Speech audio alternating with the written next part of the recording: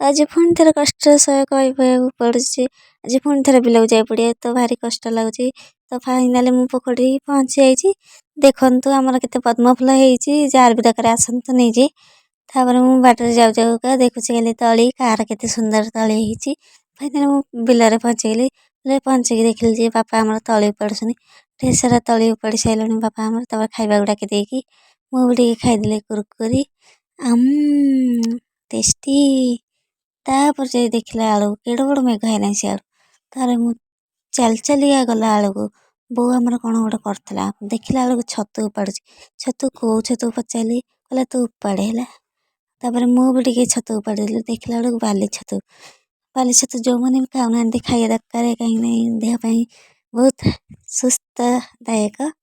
ତାପରେ ଯାଇ ମୁଁ ପୋଖରୀଠି ପହଞ୍ଚିକି ତାପରେ ଧୁଆଧୁଇ ହେଇକି ତାପରେ ଆସିଲି ଘରକୁ। ତ ସାରୁ ତଳି ହେଇଥିଲା ଆମର। ତାପରେ ଏଠି ମୁଁ ୱାଇଣ୍ଡ ଅପ୍ କରିଛି। ଟାଟା।